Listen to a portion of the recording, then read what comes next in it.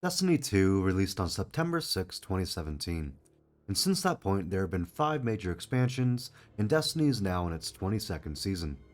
Over these seasons and expansions, Bungie has brought back quite a few of the Destiny 1 exotics. Most recently in Season of the Witch, we saw the return of Crota's End, which brought back another Destiny 1 exotic, the Necrochasm. So I figured it would be the perfect time to take a look back at Destiny 1 and examine all the remaining exotics that have yet to be brought back into Destiny 2.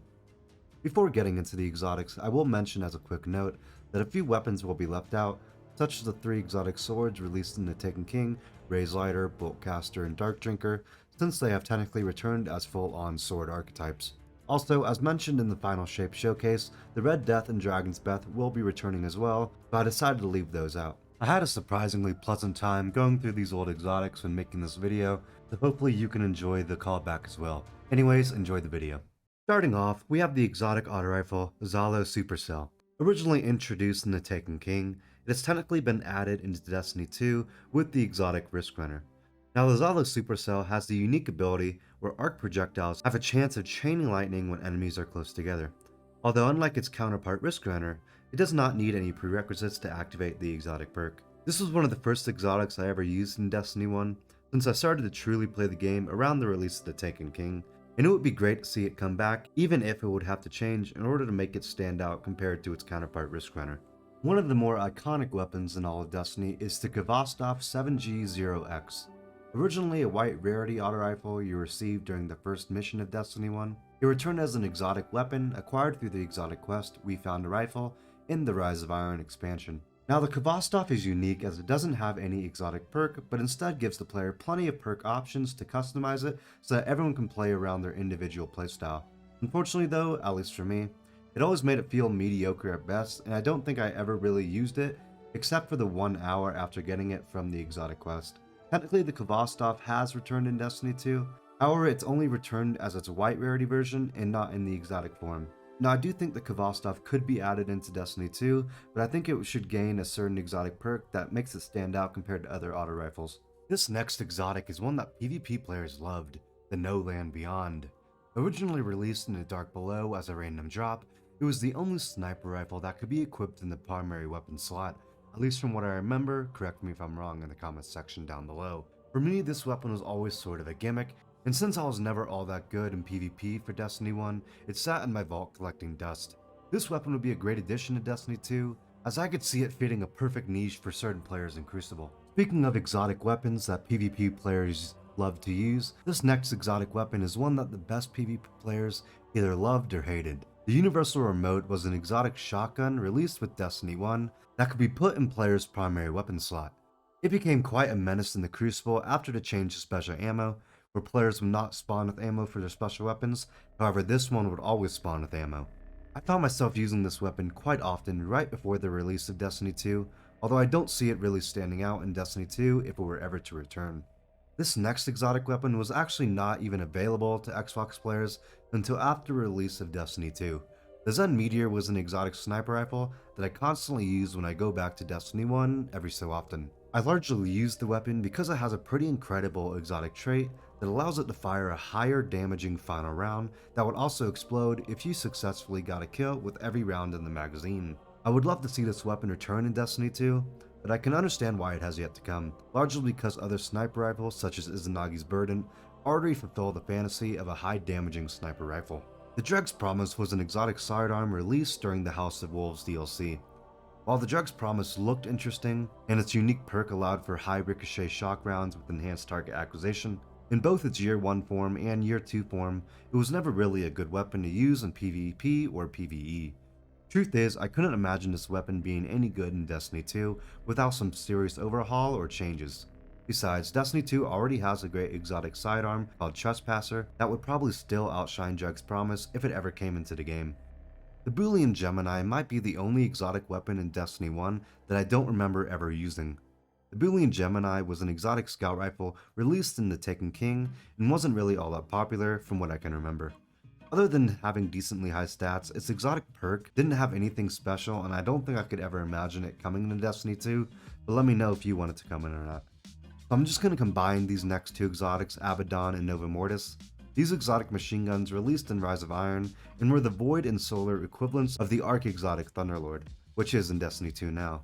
Both of these exotics had pretty much the same unique perk, which made them fire faster the longer the trigger was held. I never really used these exotic all that much, and other than being simply alternatives to the Thunderlord, I don't think Bungie should focus on bringing these weapons into Destiny 2, because I can't imagine many people using them. Hopefully that doesn't upset Abaddon and Novus Mortis fans, if there even are any. Speaking of exotic machine guns, another one that is yet to return to Destiny 2 is the Nemesis Star, also released in Rise of Iron. This exotic works opposite of the exotic perk on Abaddon and Nova Mortis, since holding down the trigger increases range and accuracy while decreasing your rate of fire, along with kills granting grenade energy, which I guess is one upside. I will give credit to the Nemesis Star's look and model, as I think it does a great job at standing out among the other machine guns in the game, but I can't remember a time where I actually saw someone who had this exotic equipped, and it would definitely need a rework if it were ever to make it into Destiny 2. The final exotic machine gun yet to come into Destiny 2, and I figured I'll just mention this exotic to get the exotic machine guns out of the way, is Super Good Advice. Released in Year 2 Destiny 1, the Super Good Advice has the exotic perk that allows almost all shots you miss to return to your magazine. There's not really much I have to say about this weapon. I guess it was okay, and I'm taking a wild guess and assuming that it won't return to Destiny 2 anytime soon. Now, Pocket Infinity is an exotic fusion rifle, and I believe to be the first exotic to truly break Destiny.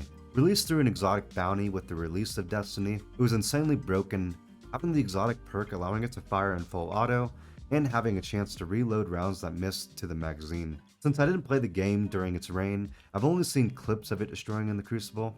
Now, I don't believe this weapon will ever return to Destiny, as the Destiny 2 exotic Merciless accomplishes the same thing as Pocket Infinity, while also being more balanced, and I can't imagine they'd want to balance Pocket Infinity in Destiny 2 without taking away from Merciless. I will say though that the weapon design is great, and if anything they could at least make a legendary fusion rifle with the same design. Fabian Strategy was an exotic auto rifle that could only be used on the Titan. Introduced in the Taken King, any Titan who was ranked 3 with the Gunsmith could access the exotic quest to gain this weapon. It comes with the exotic perk Front Lines, which increases handling, stability, and rate of fire when enemies are close, and killing enemies reloads a portion of the magazine. Now, this exotic was actually a great pick on the rare occasions I found myself on Titan, as for some reason the gun was just really satisfying to use. Now, Destiny 2 has added class-specific swords, but I still believe the game would benefit from class-specific exotics, and I see no reason if they ever added this back into the game to not use the Fabian Strategy as the Titan exclusive. T. Lalak was the Warlock exclusive exotic in Destiny 1, also released in the Taken King. T. Lalak was the exotic scout rifle with the exotic perk Overflow, which gave the weapon bonus stability, handling, and rate of fire when the player's super was fully charged. Much like the Fabian Strategy, I actually found myself using this weapon a decent amount on my Warlock, and just like the Fabian, it would be a perfect for adding it back to Destiny if they ever decided to go with class-exclusive exotic weapons. An exotic I think every single Destiny 1 player wants back is the Sniper Icebreaker. Originally released with Destiny 1, I would argue it became much more popular when it was updated in Year 3. The exotic automatically regenerated ammo, and had the exotic perk that would cause targets killed by it to spontaneously combust, dealing damage to nearby enemies. I always had the weapon in my inventory, and I don't think it ever spent much time in my vault. Other players always had the weapon equipped, and every once in a while, randoms in my LFG teams in Destiny 2 will bring it up as a weapon they wish they had. If I had to guess, I would imagine it's probably one of the top 3 weapons that players want to come into Destiny 2, so that surprises me why it hasn't been added yet. Maybe Bungie's mentioned it in the past. If you have an idea, then let me know in the comments as well.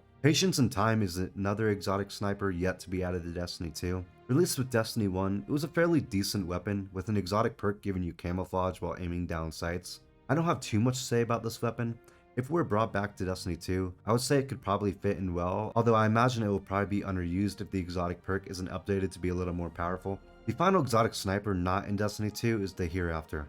Introduced in the Taken King, it actually has quite a lot going for it. It makes it easier to aim while under fire, refunds all ammo if shots fired are precision kills, and precision kills also blind nearby enemies. From what I remember, it was a pretty balanced weapon, although among the 3 snipers in the video, I would imagine most people to either use Icebreaker or split between this weapon and Patience and Time. The exotic could work in Destiny 2, as it could be changed to fit pretty well with Arc 3.0, as the exotic perk Blinding Light could be updated to jolt nearby targets on precision kills, along with blinding nearby enemies. The first curse was an exotic hand cannon released in the Taken King, and was acquired by completing an exotic quest. The exotic perk allowed the first precision kill of the magazine to refill it, granting bonuses to range and stability until the player reloaded. Now I can imagine this weapon being pretty broken if it was brought back unchanged in PvP now, but I always found the weapon to be a little boring because it shared the same model with the last word, and many people remember the last word over this weapon. Since the last word is already in Destiny 2, it's hard to see this weapon ever returning.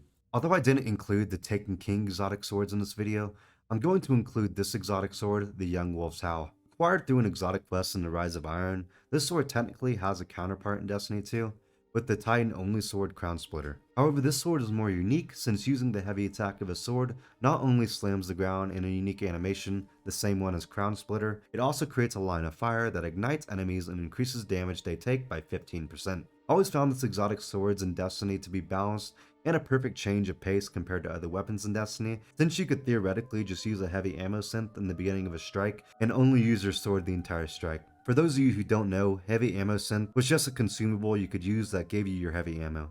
This sword also had an amazing look, and it would be cool to see it return to Destiny 2.